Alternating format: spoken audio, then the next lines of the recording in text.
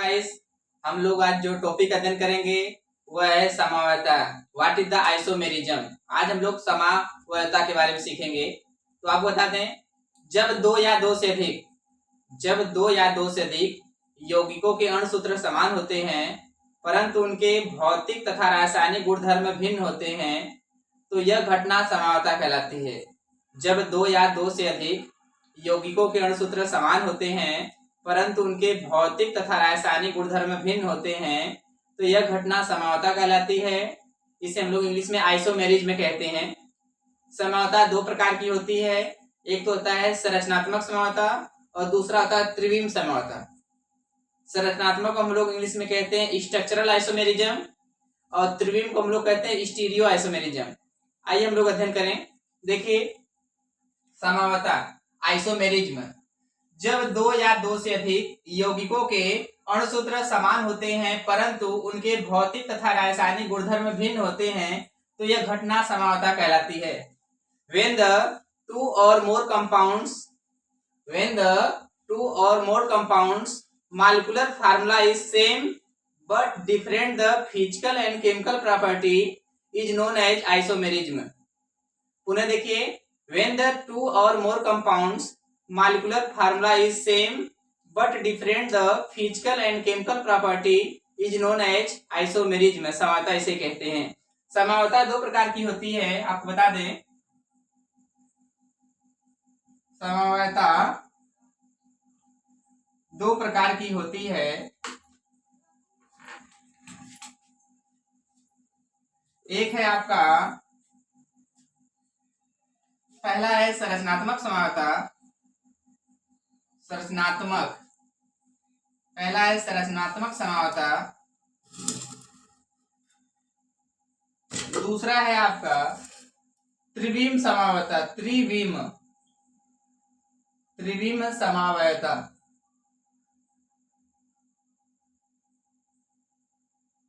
पहला है संरचनात्मक समवायता और दूसरा है त्रिविम समवायता।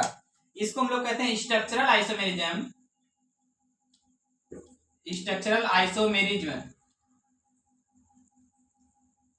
और इसको कहते हैं त्रिविम को स्टीरियो आइसोमेरिज्म।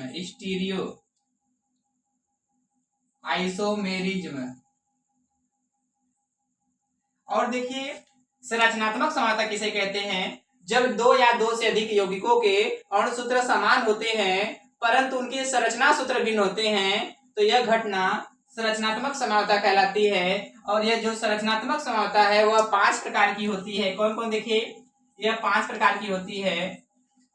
संरचनात्मक समवायता की 5 प्रकार की है। पांचों का नाम आपके सामने देखिए, हम लिखने जा रहे हैं। देखिए, संरचनात्मक समवायता 5 प्रकार की है। पहला नाम है श्रृंखला समवायता।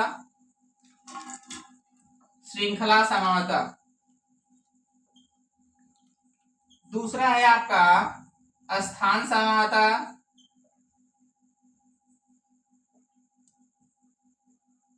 तीसरा है क्रियात्मक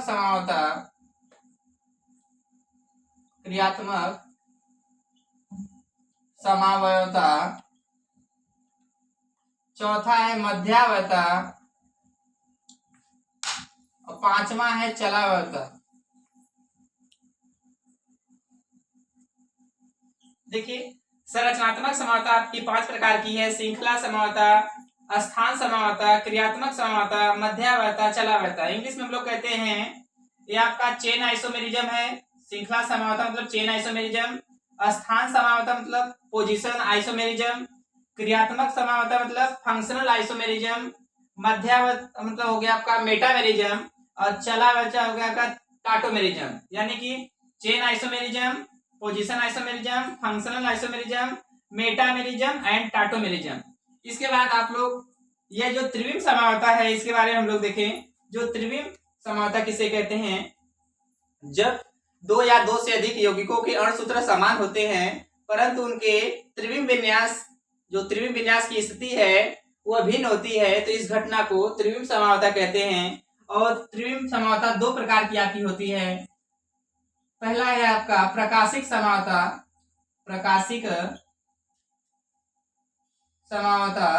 और दूसरा है आपका ज्यामितीय समावता, ज्यामितीय समावता।